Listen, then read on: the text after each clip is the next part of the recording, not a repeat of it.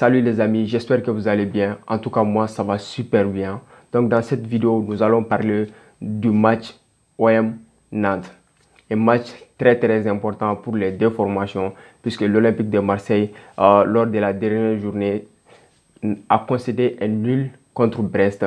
Donc, les hommes de Tudor doivent à tout prix réagir, doivent à tout prix l'emporter face au FC Nantes au Vélodrome. Du côté des Nantais, je pense que la victoire est imminente, la victoire est très importante et obligatoire même pour les hommes d'Antoine Comboré, même si je pense que ça ne sera pas du tout facile dans un Vélodrome chaud bouillant face à un public marseillais qui sera au rendez-vous comme d'habitude. Donc on se rappelle de la première journée, il y avait presque plus de 70 000 supporters marseillais qui étaient présents au Vélodrome. Donc ce match s'annonce très important pour les deux formations. Donc nous allons essayer de parler des tactiques. Moi personnellement, tout d'abord du côté de l'OM, l'OM a gros à jouer puisque les hommes de Igor Tudor dans le jeu ne nous ont rien proposé cette saison. Franchement, depuis la préparation jusqu'à maintenant, jusqu'à cette deuxième journée de Ligue 1 dans le jeu, je ne sais pas vous, moi personnellement, je ne suis pas du tout convaincu. Donc, donnez-moi votre avis en commentaire. Qu'est-ce que vous pensez de cette formation de Tudor? N'hésitez pas, lâchez-vous en commentaire. Et surtout, mettez beaucoup de likes pour le référencement de la chaîne. Et surtout, n'hésitez pas à vous abonner, à activer la cloche si vous voulez suivre la chaîne. Pour vous, c'est gratuit, mais pour nous, c'est un super soutien. Donc, bref, l'OM joue gros lors de cette troisième journée face au FC Nantes. La victoire doit être obligatoire pour les Olympiens au stade Vélodrome. Donc dans le jeu, comme je l'ai dit, moi je ne suis pas du tout optimiste. Le jeu proposé par les hommes d'Igor Tudor est tout simplement exécrable. Tout simplement, quand on voit les joueurs marseillais jouer, on sent que vraiment dans cet effectif, en tout cas dans le 11 de départ, niveau technique, ce n'est pas du tout ça. Il y a un manque de créateurs de jeu flagrant dans le jeu de l'Olympique de Marseille. Ce qu'incarnait Dimitri Payet, je l'ai déjà dit lors des précédentes vidéos, je le répète encore une fois. Cela ne veut pas dire que Payet doit être titulaire, mais je pense que l'OM a besoin d'un joueur de qualité comme ça, qui a la qualité de Dimitri Payet. Un joueur, un milieu offensif qui peut te créer des occasions venues d'ailleurs, qui peut donner des caviars aux attaquants. On l'a vu, Milic brille surtout quand il y a Dimitri Payet sur le terrain parce que Payet c'est un passeur hors norme. C'est un joueur qui te retrouve les yeux fermés, qui peut trouver les attaquants même quand il a les yeux fermés, franchement. Donc dans le jeu, on sent que ça ne va pas du tout. Donc on a vu l'OM lors des derniers matchs, c'est surtout Gerson et Sergi Guinder qui sont titulaires derrière l'attaquant fixe qui est le numéro 9 qui est Milic. Donc, on le sait, Gerson, ce n'est pas un joueur qui va te créer des occasions franchement. Même si c'est un joueur très talentueux, il fait son boulot.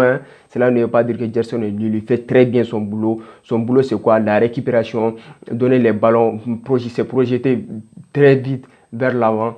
Et il fait ça très bien. Mathieu Guendouzi aussi dans le même registre. Il récupère le ballon et puis se projette vers l'avant. Ce qui n'est pas le cas de Valentin Roger qui est surtout un travailleur de l'ombre qui travaille très bien. Donc, ces trois-là, ils font très bien leur boulot. Ils ont à peu près les mêmes profils selon moi. Même si je pense que Gerson, techniquement, il est un peu au-dessus des deux derniers.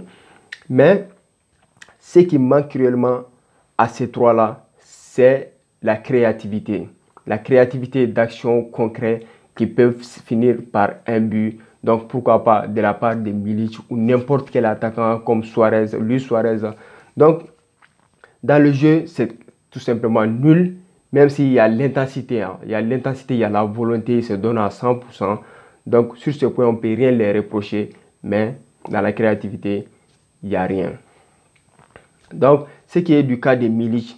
Donc Milic est déjà annoncé sur le départ. Mais moi, personnellement, je ne serais pas opposé à un départ de Milic. Parce que Milic, depuis son arrivée à l'Olympique de Marseille, il n'a pas su briller lors des matchs.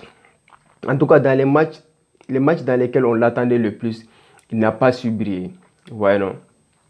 Donc c'est pourquoi je ne serais pas du tout contre un départ du Polonais de l'Olympique de Marseille. Pourquoi pas garder Bamba Dieng? C'est pourquoi c'est là que j'ai du problème avec la direction de l'OM. Qui vendrait un joueur comme Bamba Dieng quand tu sais que tu n'as pas d'attaquant sur qui tu peux te reposer tout le long de la saison? Quand on sait que l'Olympique de Marseille a plusieurs compétitions à jouer, la Ligue des Champions d'abord, même s'ils sont éliminés de la Ligue des Champions, ils vont forcément tomber en Ligue Europa, soit en Ligue Europa Conférence. Donc, ils auront forcément minimum 3 compétitions à jouer. Donc, dans de telles conditions, il faut avoir un effectif dans une profondeur de banc. C'est que l'OM n'en a pas. Et surtout, offensivement, côté des numéros 9, l'OM n'a que, je pense que les 2 joueurs qu'on peut qualifier de vrais numéros 9, c'est surtout Bamba Dieng et Milik.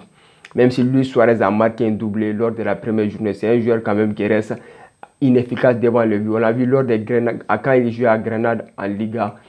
Lors de son départ, les supporters ont même applaudi. Hein. Donc, bon débarras. En tout cas, l'OM a récupéré les poubelles de Grenade. Espérons qu'il va briller à l'Olympique de Marseille, c'est ce qu'on espère tous. Mais c'est un joueur sur qui tu ne peux pas miser d'abord, puisque tu ne sais pas ce qu'il va donner en termes d'efficacité tout le long de la saison. Donc, pourquoi vendre Bamba Dieng et garder Milik? Donc, cette question, il va falloir que Pablo Longoria nous explique. Moi, personnellement, je n'arrive pas du tout à comprendre ça. Si vous le comprenez, donnez-moi votre avis en commentaire. Donc, les deux libéraux qui sont Nuno Tavares et Klose. Jonathan Klose et Nuno Tavares, c'est sans doute l'une des 2 satisfactions de ce début de saison du côté de l'Olympique de Marseille. Depuis leur recrutement, on savait que c'était des joueurs très talentueux, notamment Jonathan Klose qui a prouvé vraiment, qui a largement convaincu du côté de Lens. On les voyait même partir en Première Ligue, mais heureusement qu'il est resté dans notre bon vieux Ligue 1 pour nous épater encore, pourquoi pas, une 5aine d'années, en tout cas. Mais un joueur de 30 ans, pour l'avenir, je pense que l'Olympique de Marseille ne peut pas miser dessus. En tout cas, le début de saison est tout simplement hors norme. C'est un joueur qui m'a convaincu vraiment. Donc, de ce côté-là, je pense que le FC Nantes a surtout du souci à se faire parce que l'OM est là avec de tels joueurs qui se projettent surtout vers l'avant. Les 2 latéraux, Nuno Tavares et Jonathan Klose, l'OM peut faire très très mal à cet effectif d'Antoine Kombouaré. Donc, ce qui est de la défense, c'est là que j'ai vraiment un souci à me faire du côté de l'Olympique de Marseille. Hein.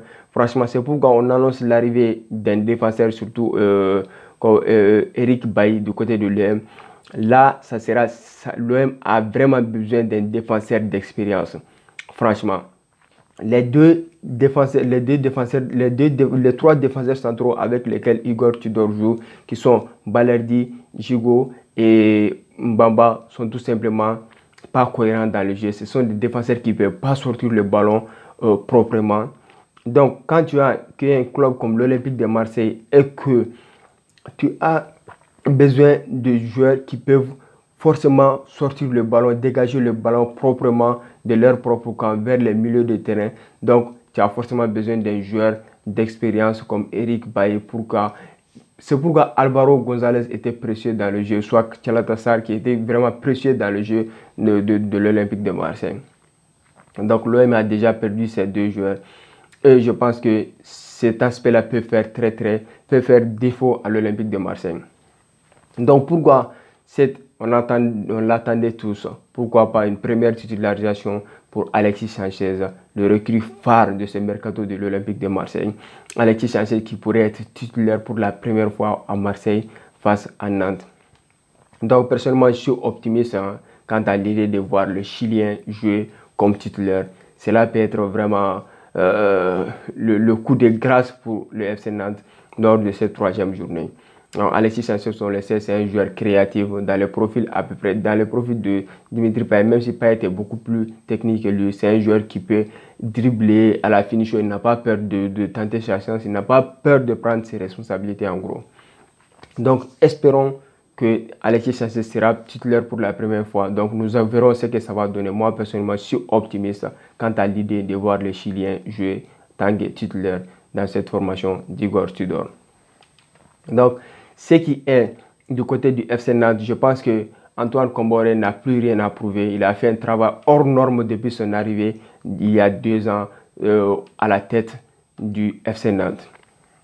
Donc, Nantes qui sortait d'une saison catastrophique avec Raymond Domenech.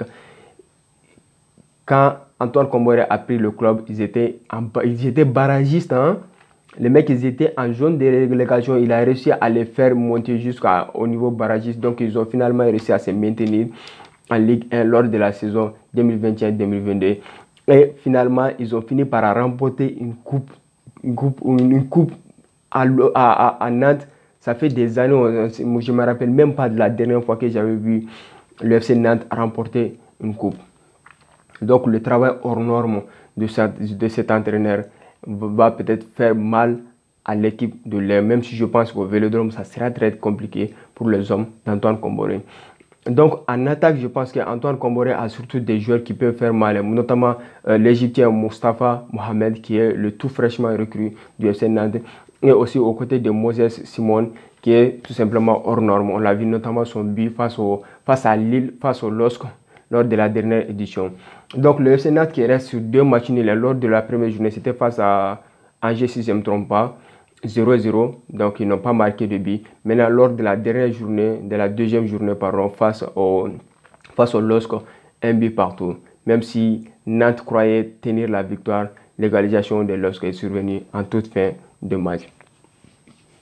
Bref, en gros, pour dire que ce match ne sera pas facile à aborder pour les Olympiens, mais au Vélodrome, s'il y a l'ambiance, je pense que ça sera au rendez-vous. Même si je ne suis pas du tout convaincu par le jeu proposé par Igor Tudor depuis le début de la saison.